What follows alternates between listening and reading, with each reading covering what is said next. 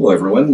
This week we're looking at community design and land use planning, again looking at healthy communities perspective and bringing a rural lens to that. And we're pleased again to have George McKibbon with us. And George, I know, has done a lot of work with design and a real passion and interest of yours. And that passion and interest spans your career, doesn't it, in many ways, related to design components? Yes, yes, pretty much right through the whole career. So when you think of design and healthy communities, what does that mean to you?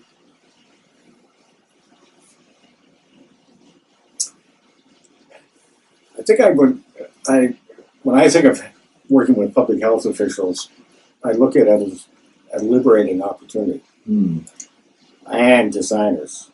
And it's partly because when you're working with public health, whether you call it evidence-based or evidence-informed analysis, I realize that when clinical epidemiology is evidence-based, public health research, they tend to use the words evidence-informed because more public health officials work for municipal governments. So there's a political component to it, whereas if you're doing clinical epidemiology, there's a stricter adherence to the science. But there's an approach there, whether you use one or the other, that is very different from what we do as planners, particularly in the province of Ontario, where we have the provincial policy statement, and our task is pretty well set out by the policies that are set out there and the guidelines that not the policies that we have to meet. There can be guidelines that show you how to do analysis for various components of the PPS, but there's not a lot of sitting down and rethinking a particular issue as there is with public health and clinical epidemiology. So it's a very different kind of analysis, and it starts off with the identification very clearly. What is the problem? And what are the components of that problem? And what are the interrelationships? That's the third step, between those various components. And statistically beginning to think about what is the strength of those interrelationships? Do we have causal relationships or do we have just correlations? And how do you, if you change one thing, how do other elements of that? And then taking that kind of analysis and beginning to think about where does land use fit into that picture? And how strong and how determinate is that? And then thinking very clearly about what does that mean then for planning and design. And that's a very different process from the one that we typically use here, where we look at the PPS, look at the legislation, the purpose, the goals, and formulate a policy within that context, or a plan within that context. Because we're going back here and looking at the components of the community and thinking about how do they do it. An example, my wife and I had the opportunity to do something really special, and it was working with Peel Region Public Health on walkability in three dimensions: rural, suburban, and urban. And one of the first things we did was we sat down, we took a bit of a look at the literature, an overall look at the literature on walkability, and identified the various components that were involved, and then began to decide what are the strengths of the relationships between each. One of the fascinating things that I found was that a program that handed out Fitbits could be more effective in determining how you walked, or whether you walked, and how much, than perhaps a land use plan. The components that we typically think about in the land use picture. Now, in that exercise, there are other components too: cultural, social, economic. The social determinants certainly come into play. We were asked to kind of put those aside and then think of what are the more traditional land use kinds of concerns that would be dealt with. But that's a kind of example of the interplay between working with planners with public health and designers, it can be a liberating experience, and I encourage it simply for that reason.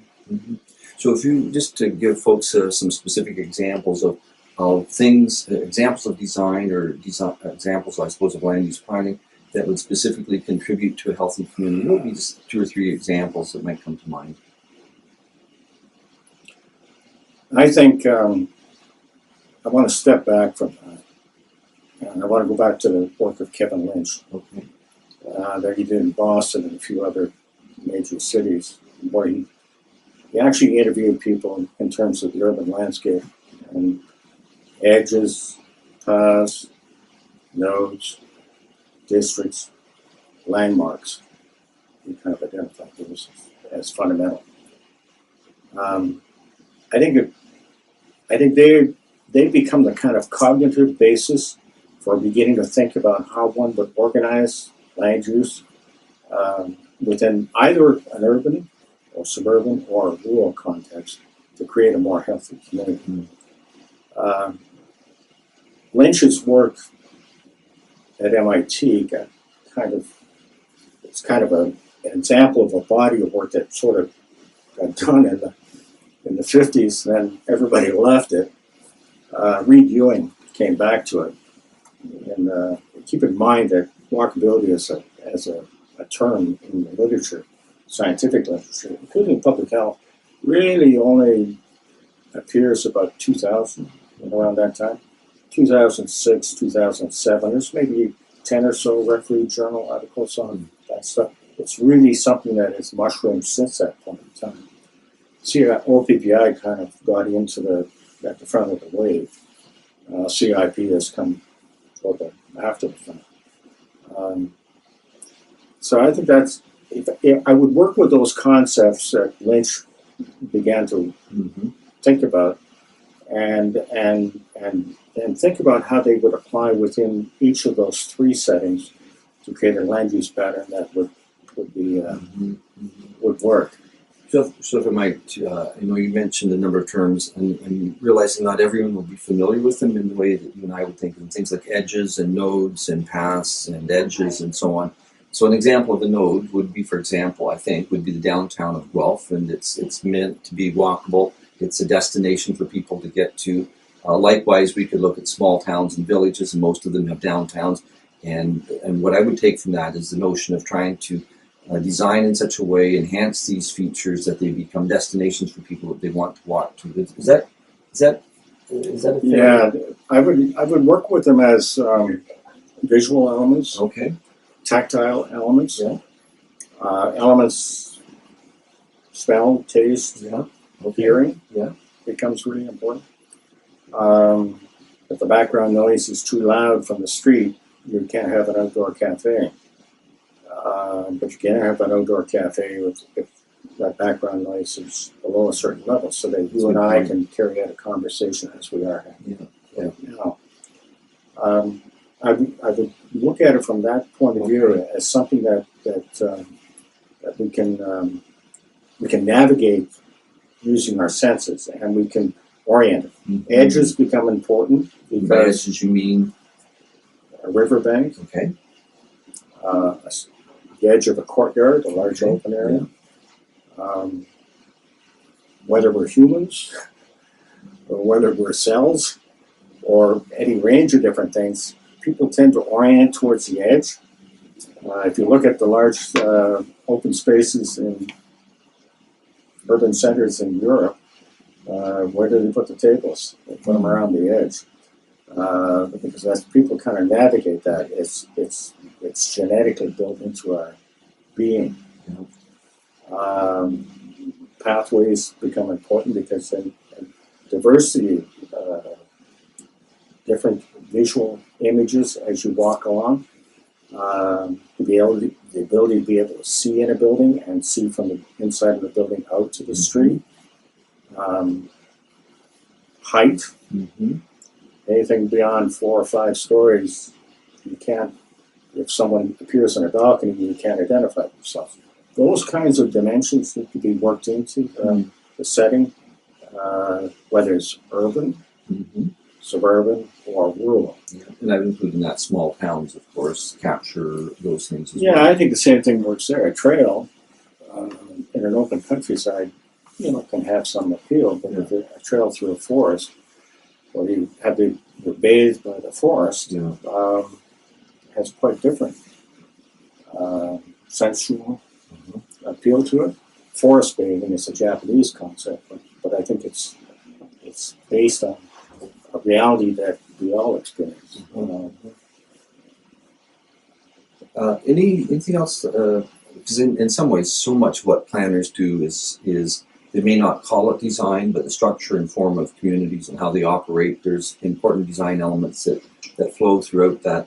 Are there other things from a land use planning perspective, or I suppose still from the community design perspective, that you would think would be important to flag at this stage? Stories. Okay. The stories we tell about ourselves are important and are reflected in the landscape. To the extent to which our stories make sense personally and as communities in the land use pattern that is around us, that becomes really important. When you look at an image in a landscape, you have to be able to envisage how it operates and why it is there, and there has to be some sense of it. Some industrial uses involve a variety of buildings and such that when you look at them, you can't make sense of those images. Transmission lines. Some kinds of transmission lines have that same effect on people. So I think that when you look at a landscape, you look at objects in the landscape, whether it's urban, suburban, or rural, you have to have some sense of, from a community health perspective, of how those landscapes, what they entail, and have some comfort with that story. When I think of healthy rural communities, again bringing that rural lens to things, and I think of the design and the land use planning side of things, they can properly design good land use planning can contribute to healthy communities in a number of ways. It makes people feel more comfortable in the space they're within. Housing relative to commercial, relative to agriculture, I suppose. What other things do you think that the land use planning process can do, or through design that we can do, that contribute to healthy rural communities? What to help us to understand that linkage between the two?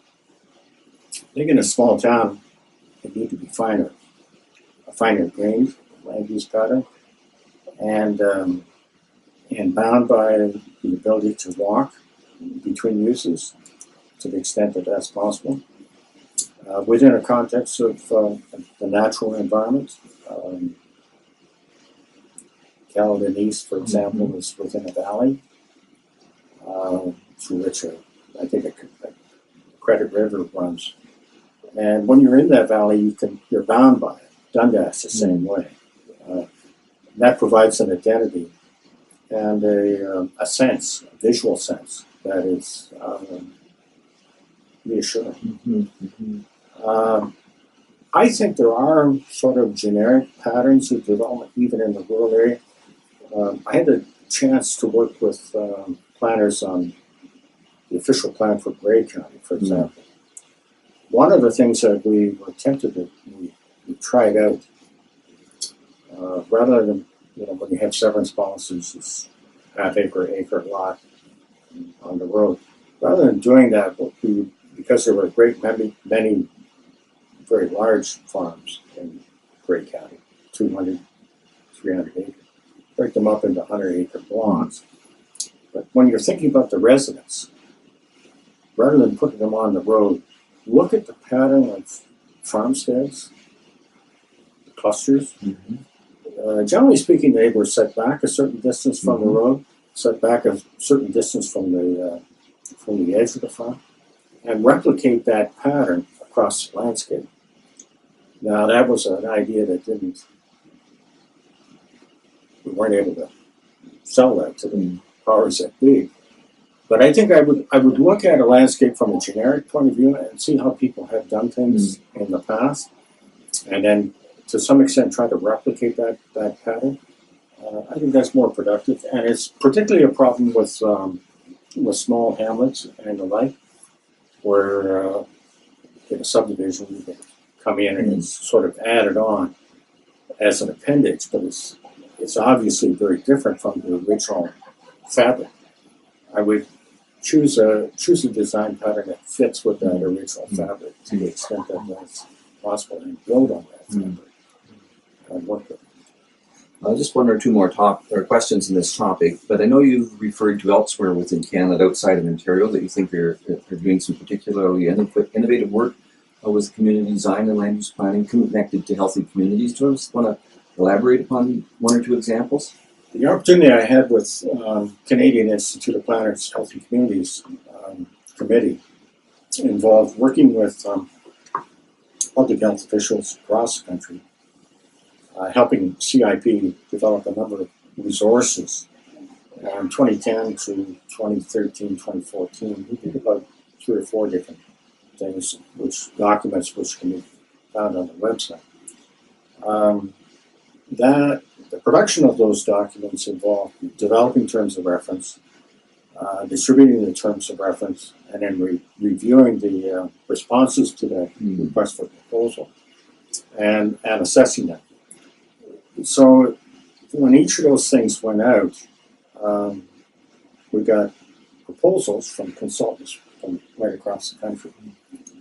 Generally, I found the proposals that we received from British Columbia and Montreal, Quebec, tended to be of higher quality than the proposals we received from Ontario in particular. And in some instances, folk from other firms in Ontario didn't bid at all. And I think it reflects the fact that we do planning very differently between provinces and territories. And we haven't become acculturated or knowledgeable about those variations and how they affect our practice. And I think that out west, Alberta, BC, Regina, and Manitoba, I think the setting is a bit different, and the profession and the practice involved with the profession is a bit different, so that they have begun working with public health and other professions faster than we have in Ontario, and the practice is richer. Well, I'd like to thank George for those comments on design and land use planning, and it makes us realize how important it is to look at other jurisdictions, because there's, of course, good things happening outside of Ontario, and we look forward to having George's involvement with some subsequent topics. So thank you again, George.